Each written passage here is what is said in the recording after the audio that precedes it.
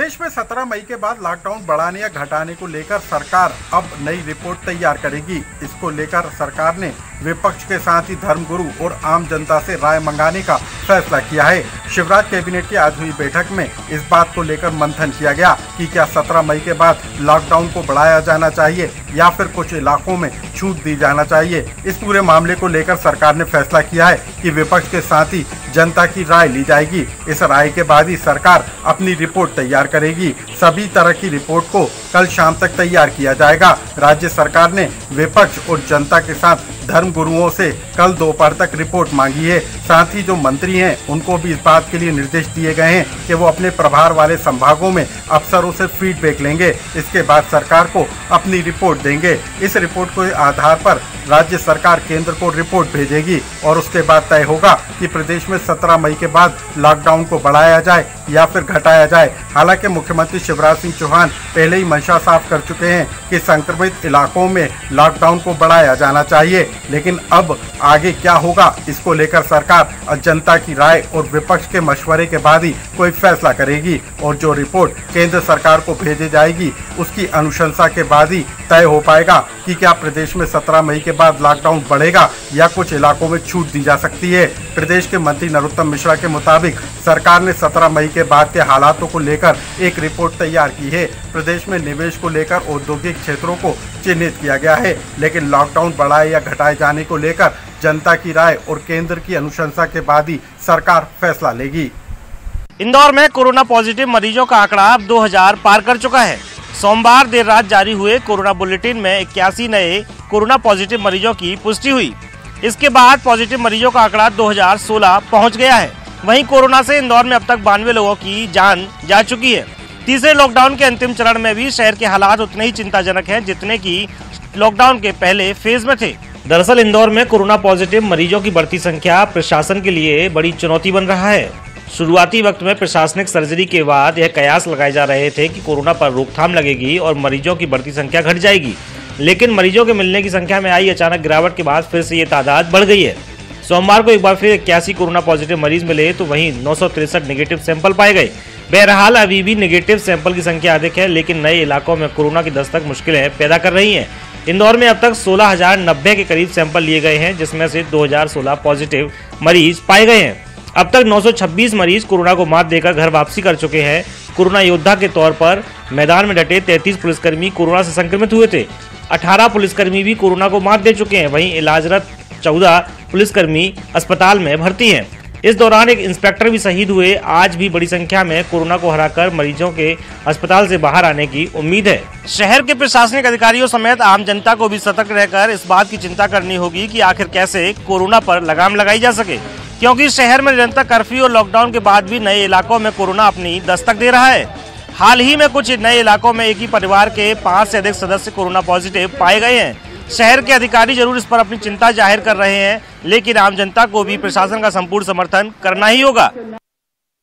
राजधानी भोपाल में कोरोना संक्रमण का दायरा बढ़ता ही जा रहा है। शहर में आज पहली बार बड़ी संख्या में कोरोना पॉजिटिव मरीज सामने आए हैं। 54 की संख्या में मरीज मिले हैं, जहां पर शहर के हॉटस्पॉट जोन जहांगीराबाद से मरीज सामने आए हैं, तो वहीं पुलिसकर्मी और स्वास्थ्य कर्मी की रिपोर्ट भी पॉजिटिव मिली है। राजधानी में कोरोना के संक्रमित मरीजों का आंकड़ा तेजी से बढ़ रहा है। आज यहां 54 नए पॉजिटिव केस मिले हैं। इसमें 17 लोग जहांगीराबाद के रहने वाले हैं। इसके अलावा तलैया, मंगलवारा और ऐशबाग में भी पॉजिटिव मरीज मिलते जा रहे हैं। पुराने भोपाल के शाहजहानाबाद, तलैया, टीला जमालपुरा, मंगलवारा, बजरिया, गौतम नगर, जहांगीराबाद, बैरागढ़, अशोक गार्डन, ऐशबाग, कोय फिजा और नए भोपाल के MP नगर, बाग सेवनिया इलाके में कंटेनमेंट एरिया को बढ़ाया गया है। यहाँ पर लगातार कोरोना पॉजिटिव मरीज मिलने की वजह से उन इलाकों को कंटेनमेंट घोषित कर दिया गया है। प्रशासन ने शहर के कंटेनमेंट एरिया में अब सार्थक ऐप से सर्वे शुरू कराकर कागजी सर्वे बंद कर दिया है। आज SDM सतीश कुमार S ने जहांगीराबाद क्षेत्र में आंगनवाड़ी कार्यकर्ताओं को ट्रेनिंग के दौरान जरूरी दिशा निर्देश दिए। मिसरोद थाने में एक पुलिसकर्मी सहित जहांगीराबाद में रहने वाले 3 पुलिसकर्मी भी पॉजिटिव पाए गए हैं। वहीं प्रदेश से थोड़ी राहत भरी खबर भी है।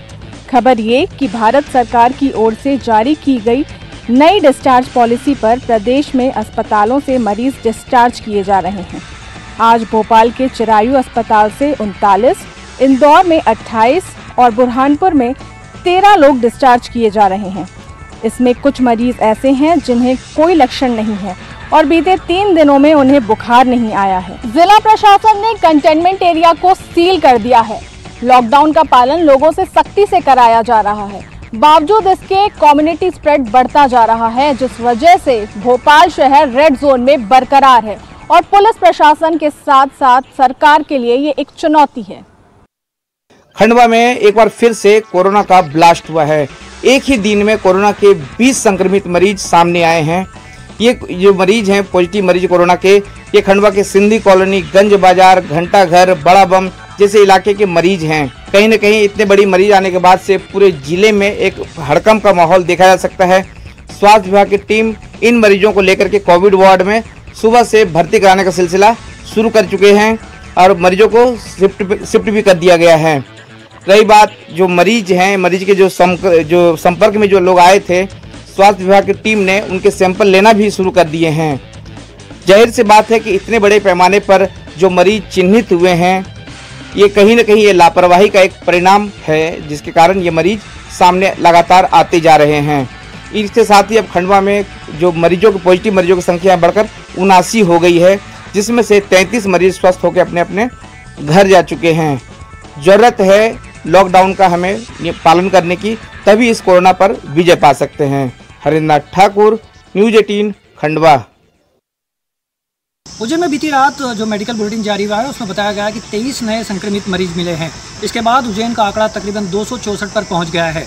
हालांकि मौत का आंकड़ा वही है, लेकिन जिस तरह से संक्रमित नए मरीजों का आंकड़ा लगातार बढ़ता जा रहा है, उससे साफ तौर पर दिखाई दे रहा है कि किस तरह से उज्जैन में जो है संक्रमण लगातार फैलता जा रहा है। बात करें आज जो नए संक्रमित 23 नए संक्रमित मरीज मिले हैं, उसमें उज्जैन के 8 और बड़नगर के 13 और महिदपुर के 2 मरीज बताए जा रहे हैं। और जो 13 मरीज बड़नगर के बताए जा रहे हैं, उसमें एक ही परिवार के 4 लोग भी उसमें शामिल है। आपको बता दें कि जो बड़नगर है वो पहले से ही हॉटस्पॉट बना हुआ है उज्जैन शहर के उज्जैन जिले का, और ऐसे में जो है संक्रमित मरीज वहाँ पर सबसे ज़्यादा देखने को मिल रहे हैं। उज्जैन की अगर बात करें तो टोटल जो है आंकड़ा संक्रमित मरीजों का 264 पर पहुँच गया है, और वहीं जो बड़नगर का कुल आंकड़ा है वो तकरीबन 30 से ऊपर पहुँच चुका है। भिंड जिले में स्वास्थ्य विभाग की गंभीर लापरवाही सामने आई है। स्वास्थ्य विभाग ने यहां कोरोना पॉजिटिव मरीज को संदिग्ध मरीजों के साथ ही रखा है। साथ ही इस वार्ड में गंदगी पसरी है। वहीं एक परिवार को तो 4 लोगों के बीच सिर्फ एक पलंग मुहैया कराया है। युवक ने वीडियो बनाकर इस पूरे मामले को सोशल मीडिया पर शिकायती लहजे में डाला है। भिंड जिले के दिव्यापुर नया गांव का रहने वाला युवक अपने परिवार के साथ अहमदाबाद से लौटा था। भिंड लौटने के बाद स्वास्थ्य विभाग ने इसके परिवार को कोरोना के लक्षण देखते हुए जिला अस्पताल में आइसोलेशन वार्ड में भर्ती किया था। आइसोलेशन वार्ड में भर्ती इस परिवार के 4 सदस्यों को सिर्फ एक ही पलंग मुहैया हो पाया था। उससे भी गंभीर लापरवाही अस्पताल की उस समय सामने आई कि जब इस युवक की कोरोना पॉजिटिव रिपोर्ट आई, उसके बाद भी इसके परिवार के लोगों के साथ इनको रखा गया। यानी साफ था कि आइसोलेशन वार्ड में कोरोना पॉजिटिव मरीज के साथ संदिग्धों को भी रखा गया था। इस युवक ने इन हालातों का एक वीडियो बनाया, जिसमें उसने अस्पताल में पलंग ना मिलने, कोरोना पॉजिटिव होने के बाद अपने परिवार और बच्चों को साथ रखने, इसके अलावा वार्ड में पसरी गंदगी का बयान किया है। ये वीडियो सोशल मीडिया पर वायरल हुआ है और इस गंभीर लापरवाही से ये साफ है कि कहीं ना कहीं भिंड में स्वास्थ्य विभाग कितना लापरवाह है। मामला उजागर होने के बाद अब इसकी जांच शुरू हो गई है। भिंड जिले से आए इस वीडियो ने स्वास्थ्य विभाग की लापरवाही को उजागर कर दिया है। अब देखना यही है कि प्रशासन इस लापरवाही पर किस तरह की कार्रवाई करता है। मध्य प्रदेश में लगातार बढ़ रहे कोरोना मरीजों की संख्या को देखते हुए एक अच्छी खबर भी सामने आई है, जहां मध्य प्रदेश के शहडोल और गुना जिला कोरोना मुक्त हो चुका है। शहडोल के गोपारू विकासखंड में कोरोना पॉजिटिव पाए गए 3 मरीजों ने कोरोना से जंग जीत ली है। अस्पताल में कोरोना जांच की फाइनल रिपोर्ट नेगेटिव आने के बाद अस्पताल से डिस्चार्ज किए तीनों मजदूरों को अपने घर की ओर रवाना कर दिया गया है। इस दौरान तीनों मरीजों का मेडिकल स्टाफ, क्षेत्रीय विधायक और जनप्रतिनिधियों ने फूल माला से स्वागत भी किया। शहडोल जिले के ब्योहारी व गोहपारू विकासखंड अंतर्गत रहने वाले 3 प्रवासी मजदूरों को बीते सप्ताह कोरोना पॉजिटिव पाया गया था। इलाज के दौरान उन्हें पहली रिपोर्ट पॉजिटिव पाई गई, जबकि दूसरी और तीसरे सैंपल नेगेटिव पाए गए। लगातार अस्पताल में मरीजों का इलाज चलता रहा एवं निर्धारित क्वारंटाइन पीरियड के बाद उन्हें आज अस्पताल से डिस्चार्ज कर दिया गया। इसी तरह गुना के एसएएफ आरक्षक विजय शर्मा की अंतिम रिपोर्ट भी नेगेटिव मिली है। इस लिहाज से गुना में भी अब कोई भी कोरोना का एक्टिव केस नहीं बचा है, जिस लिहाज से गुना को भी अब हम कोरोना मुक्त जिला कह सकते हैं। भले ही रोजाना कोरोना के मामले सामने आ रहे हों, लेकिन संक्रमित मरीजों का स्वस्थ होने का सिलसिला भी लगातार जारी है। स्वास्थ्य महकमे का प्रयास है कि जल्द ही इलाजरत मरीजों को स्वस्थ कर उनके घर वापस भेजा जाए। 51 दिनों के बाद रेलवे का ये वही ट्रैक है जहां पर आज रात से पैसेंजर ट्रेनें दौड़ेगी। देश के 15 शहरों से आज 30 एसी सुपर फास्ट स्पेशल ट्रेनें देश के विभिन्न शहरों के लिए रवाना होगी। रतलाम का वही प्लेटफॉर्म है जहां पर मुंबई से चलकर दिल्ली की ओर जाने वाली एक एसी स्पेशल ट्रेन आएगी। तैयारियां पूरी हो चुकी है। रोप की बैरिकेडिंग के साथ ही यहां पर फ्लोर के ऊपर सोशल डिस्टेंसिंग करने के लिए, मेंटेन करने के लिए यहां पर मार्किंग की गई है। यह ट्रेन दोनों ओर सूरत, बड़ोदरा, रतलाम और कोटा में इस ट्रेन का स्टॉपेज होगा। यह ट्रेन आज शाम 5:30 बजे मुंबई से चलकर रात 1 बजे रतलाम पहुंचेगी, जिसका स्टॉपेज यहां 3 मिनट का होगा। दूसरे दिन यह ट्रेन सुबह 9 बजे दिल्ली पहुंचेगी और उसी दिन शाम को वापस दिल्ली से मुंबई की ओर रवाना होगी। कुल मिला के देखें तो इस ट्रेन में 11 थर्ड एसी, 5 सेकंड एसी और 1 फर्स्ट क्लास एसी का कोच मौजूद रहेगा। सभी पैसेंजर्स को इस ट्रेन में हेल्थ प्रोटोकॉल का पूरी तरह से पालन करना पड़ेगा। कुल मिलाकर देखें तो इस ट्रेनों के चलने से देश के उन वीआईपी लोगों ने राहत की सांस जरूर ली है जो इस लॉकडाउन के चलते देश के कई शहरों में फंसे हुए हैं। पन्ना में एक मार्मिक दृश्य सामने आया है। एक लाचार मां अपने विकलांग बच्चे को कंधे पर रखकर सूरत से पहुंची पन्ना। लॉकडाउन के चलते जहां प्रवासी मजदूरों का लगातार वापस आने का सिलसिला जारी है, जिसे जैसे समझ आ रहा है वह वैसे ही अपने घर लौट रहा है। आज हम आपको दिखा रहे हैं एक मजबूर मां की दास्तां, जो गुजरात के सूरत में मजदूरी करती थी और लॉकडाउन के चलते वह अपने घर वापस चल पड़ी। इसका एक लाडला बेटा है जो चल नहीं सकता। यही कारण है कि यह महिला अपने बड़े बेटे के सहारे अपने विकलांग बच्चे को कंधे पर रखकर पैदल पन्ना की सड़कों पर चलती दिखी। मानो इसे देखकर ऐसा लग रहा था कि यह कोई सामान इस तरह से कहीं ले जा रही हो। तभी पन्ना के लोगों ने इसे रोका और पूछताछ से पता चला कि यह सतना जिले के मजगुआ की रहने वाली है और यह गुजरात से चलकर मजगुआ सतना जिला अपने घर जा रही है। इस तरह से कंधे पर लकड़ी के सहारे रखे इस झोली के अंदर अपना प्यारा सा बेटा उसने छुपा रखा था। उसके पास इतना पैसा नहीं है कि वह किसी वाहन से यात्रा कर सके। किसी वाहन वालों से वह मदद मांगती है तो वह अनाप शनाप पैसे भी मांगते हैं। तभी पन्ना के समाज सेवियों ने मिलकर इस महिला की मदद की और इस महिला को पन्ना से 100 किलोमीटर दूर सतना जिले के मजगुआ गांव उसके घर पहुंचाने की व्यवस्था की। सरकारें भले ही दावा कर रही हों कि प्रवासी मजदूरों को उनके घर तक भेजने के पुख्ता इंतजाम किए गए हैं, लेकिन अभी भी सिस्टम पुख्ता करने के लिए बहुत कुछ करना जरूरी है। कोरोना महामारी से बचाव के लिए जागरूकता ही सबसे बड़ी चीज़ है और इस जागरूकता को भोपाल में अब छोटे छोटे फल और सब्जी के फेरी वाले भी समझ रहे हैं। हम इस वक्त भोपाल में एक ऐसे ही छोटे दुकानदार के साथ मौजूद हैं जिनकी फलों की जो फेरी है वो है, इन्होंने संतरे और सेब रख रखे हैं अपनी फेरी में। लेकिन अच्छी बात यह है कि इन्होंने इसके साथ में सैनिटाइज़र भी रखा हुआ है। इनके पास कोई भी व्यक्ति अगर फल लेने आता है तो ये पहले उनसे हाथ को सैनिटाइज करने के लिए कहते हैं। अच्छी बात यह है कि इनके भी फेरी में आप देख सकते हैं कि जो सैनिटाइज़र है वो इनके इसमें रखा हुआ है। हालांकि हमें इस वक्त तरबूज खाने का मन नहीं है, हमने संतरे ले लिए हैं, लेकिन ये अच्छी बात है कि इन्होंने ये रखा। अच्छा, ये बताइए कि आपने जो है ये सैनिटाइज़र ये क्यों रखा हुआ है?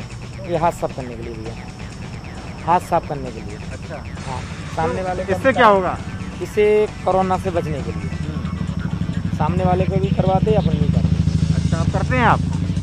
अच्छा, ये गलत आप अभी पहन रहे हैं, इसको भी पहन के रखा करिएगा तो बेहतर बात है। और सैनिटाइज़र का इस्तेमाल कर रहे हैं।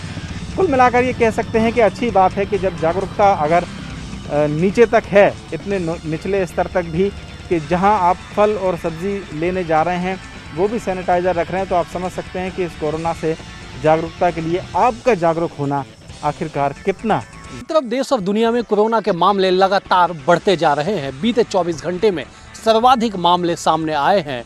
वहीं बात अगर छत्तीसगढ़ की राजधानी रायपुर की कर ले तो रायपुर दूसरी बार कोरोना मुक्त हो चुका है। दरअसल एक मरीज जो एक्टिव था रायपुर का, उसे भी आज रायपुर एम्स ने डिस्चार्ज कर दिया। मतलब ये कि अब रायपुर के जो 7 टोटल मरीज थे सभी के सभी स्वस्थ होकर अपने घर जा चुके हैं। बहरहाल छत्तीसगढ़ में अब कोरोना पीड़ितों की जो संख्या जो एक्टिव केस है वो महज 5 बची हुई है, तो वहीं कुल संख्या 59 है। फिलहाल छत्तीसगढ़ में लगातार जिस तरह से कोरोना के जो मरीज थे वो डिस्चार्ज होते जा रहे हैं, बताने के लिए काफ़ी है कि भले और देश और दुनिया इसके लिए चिंतित हो, मगर छत्तीसगढ़ ने बेहतर कार्यशैली के दम पे, रायपुर एम्स ने बेहतर मैनेजमेंट के दम पे तमाम मरीजों को ठीक किया है। चाहे वो 73 साल के बुजुर्ग हो या फिर नाबालिग, सभी को एम्स ने स्वस्थ करके डिस्चार्ज किया है। बहरहाल अच्छी खबर यही कि रायपुर में लगातार जो कोरोना के मरीज हैं वो कम होते जा रहे हैं। उम्मीद यही कि जिस तरह से छत्तीसगढ़, जिस तरह से रायपुर कोरोना मुक्त हुआ है, छत्तीसगढ़ भी जल्द कोरोना मुक्त राज्य घोषित कर दिया जाए। हैदराबाद के लिंगमपल्ली से श्रमिक स्पेशल ट्रेन आज रायपुर पहुंची। सैकड़ों मजदूर यहां पर पहुंचे हैं और मजदूरों की स्क्रीनिंग करके उन्हें उनके गृह जिले भेजा जा रहा है। तमाम व्यवस्थाएं यहां पर की गई, जिसमें सोशल डिस्टेंसिंग का मुख्य रूप से पूरी तरह से पालन किया गया। सभी मजदूरों को सोशल डिस्टेंसिंग के साथ स्टेशन पर उतारा गया। उनके लिए विशेष रूप से भोजन की व्यवस्था की गई, स्वास्थ्य परीक्षण किया गया और पूरी स्क्रीनिंग के बाद बस में बिठाकर उनके गृहग्राम रवाना किया गया। जिस तरह की तस्वीरें पिछले कुछ दिनों में देखने को मिली थी, कई मजदूर पैदल चलते हुए अपने घर जा रहे थे। ऐसे में ये तस्वीर कहीं न कहीं सुखद है, क्योंकि जिस तरह से मजदूरों की स्थिति लॉकडाउन के दौरान कई जगह देखने को मिली थी, मजदूर अपने घर आने के लिए निकल गए थे और ऐसे में श्रमिक स्पेशल ट्रेन की मांग छत्तीसगढ़ द्वारा की गई थी और हैदराबाद से ये ट्रेन रायपुर में पहुंची हुई है, जिसमें तमाम मजदूर जो हैं ये यहाँ पर पहुंचे हुए हैं। स्क्रीनिंग और भोजन के बाद इन सभी मजदूरों को उनके गृह जिले रवाना किया गया और साथ ही साथ उनको 14 दिन उनके गृह जिले में क्वारंटाइन पर रखा जाएगा। लॉकडाउन से पूरा जनजीवन जो है वो अस्त व्यस्त है। लोग काफ़ी ज़्यादा परेशान हैं, लेकिन जिस तरह की वैश्विक महामारी से लोग परेशान हैं उसके चलते तमाम चीज़ों को लोग अब झेल तो रहे हैं, लेकिन अब धीरे धीरे लोगों की आवाज़ें उठ रही कि जो ग्रीन जोन वाले इलाके हैं उनमें कम से कम यातायात की सुविधाएं जो है वो शुरू कर दी जाएँ। हम जिस समय यहाँ पर मौजूद हैं ये है जगदलपुर का अंतर्राज्यीय बस स्टैंड और बस्तर संभाग के जो 7 जिले हैं वहाँ से तो जोड़ता ही है, प्रदेश की राजधानी से भी ये इलाका जोड़ता है और इसके अलावा अंतर्राज्यीय बस स्टैंड तो उड़ीसा और महाराष्ट्र की तरफ भी जो हैं यहाँ से बसें जाती हैं। लॉकडाउन यानी 22 मार्च के बाद से ही लगातार यहाँ पर गतिविधियाँ जो हैं पूरी तरह से ठप्प पड़ी हुई हैं। व्यावसायिक दुकानें बंद हैं। जो आम दिनों में जो शोर गूंजता था, यहाँ पर यात्रियों की खींचतान होती थी एजेंटों के माध्यम से अपनी अपनी बसों में बैठाने के लिए, वो शोरगुल का नज़ारा जो है वो पूरी तरह से खामोशी है। देख सकते हैं ये नज़ारा बस स्टैंड का, पूरी तरह से सन्नाटा पसरा हुआ है। बसें जहां तहां खड़ी हुई हैं, रौनक बिल्कुल गायब है बस स्टैंड से। और अब धीरे धीरे लोग ये मांग कर रहे हैं कि खासतौर से जो ग्रीन जोन के इलाके हैं, क्योंकि बस्तर में सड़क जो है लाइफलाइन कहलाती है बस्तर वासियों की, रेल सुविधाएं उतनी अच्छी नहीं हैं। जगदलपुर और दंतेवाड़ा यहाँ पर ही रेल सुविधाएं हैं, यहाँ से नाम मात्र के यात्री जो है वो सुविधाएं उपयोग करते हैं रेल की। लेकिन अगर मूलतः अगर देखा जाए तो बस्तर में चाहे वो आदिवासी हो, ग्रामीण हो, शहरी हो, ये तमाम लोग बसों को ही जो है उपयोग करते हैं आने जाने के लिए। और अभी हाल समझ सकते हैं कि जहां लॉकडाउन है, बाजार बंद हैं, तमाम चीज़ें बंद हैं और बस्तर के जो अंदरूनी गांव हैं जहां पर कि ऑटो के ज़रिए, छोटी जो मिनी बसें चलती थी उनके ज़रिए लोग आना जाना करते थे, लॉकडाउन के बाद से ये पूरी सुविधाएं जो हैं ठप पड़ी हुई हैं। लोगों ने ये समझ लिया है कि कोरोना है क्या, उसके संक्रमण से कैसे बचना है, ये तमाम लोग जानने लगे हैं। छोटे से लेकर बच्चे और बूढ़े तमाम ये लोग जो हैं वो अब जानने लगे हैं कि कोरोना वैश्विक महामारी है और इसे खुद सावधानी के ज़रिए ही निपटा जा सकता है। तो ऐसी तमाम तरह की जागरूकता है और अब लोग यही मांग कर रहे हैं सरकार से कि बहुत जल्द जो है बस की सुविधाएं कम से कम, चूंकि बस्तर की लाइफलाइन कहलाती हैं, इसे शुरू कर दें तो कुछ राहत होगी। छत्तीसगढ़ के पहले मुख्यमंत्री अजीत जोगी को कार्डियक अरेस्ट आने के बाद उनको अस्पताल में भर्ती कराया गया है, जहां पर उनका उपचार किया जा रहा है। डॉक्टरों का साफ तौर से कहना है कि अभी उनकी हालत काफी गंभीर है, इसलिए उनको वेंटिलेटर पर रखा गया है। लगातार उनको ऑक्सीजन दी जा रही है। इस बीच जिस तरह से अजीत जोगी को देखने वाले कई वीआईपीज लगातार उनको देखने के लिए अस्पताल में पहुंच रहे हैं, जिस तरह से कल राज्यपाल पहुंची, उसके बाद कई और मंत्री उनको देखने के लिए पहुंचे, गृह मंत्री पहुंचे और मुख्यमंत्री भूपेश बघेल भी आज उनको देखने के लिए अस्पताल में पहुंचे। मुख्यमंत्री भूपेश बघेल ने उनको देखने के बाद जब वो वापस आए तो मीडिया से जिस तरह से उन्होंने बात की तो भूपेश बघेल ने ये कहा है मुख्यमंत्री कि जिस तरह से अजीत जोगी काफी जीवट है और वो एक बार फिर से जिस तरह से एक बार फिर से स्वस्थ होंगे और हमारे बीच में होंगे। और अभी जिस तरह से जो अस्पताल प्रबंधन का साफ तौर से ये कहना है कि उनका उपचार किया जा रहा है, लेकिन उनकी स्थिति काफी अभी गंभीर बताई जा रही है।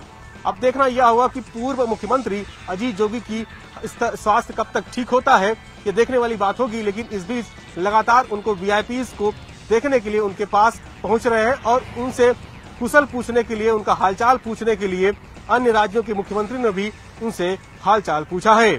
नक्सलियों को मदद करने वाले शहरी नेटवर्क को पुलिस ने फिर एक बार गिरफ्तार कर लिया है। आपको बता दें कि 24 मार्च पुलिस के द्वारा 618 क्षेत्र अंतर्गत में एक वाहन चेकिंग के दरमियान 2 आरोपियों को गिरफ्तार किया गया था। उसके बाद पूछताछ के बाद अब तक के 11 आरोपी पुलिस के हाथ तक चढ़ी है। हमारे साथ एसआईटी टीम के जो प्रभारी है और उनसे जानने की कोशिश करके सर ये पुलिस के सबसे बड़ी कामयाबी माना जाता है, क्या कहेंगे?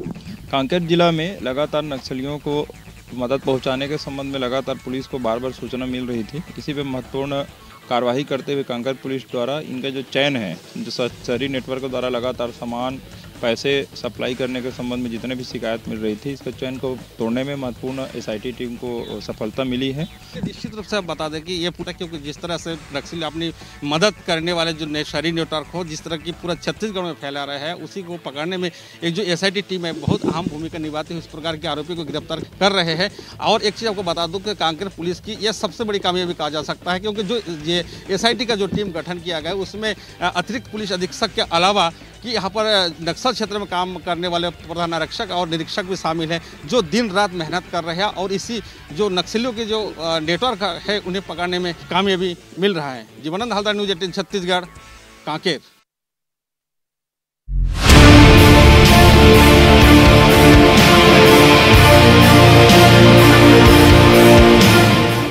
इस न्यूज हेडलाइंस के प्रायोजक सच्ची सहेली।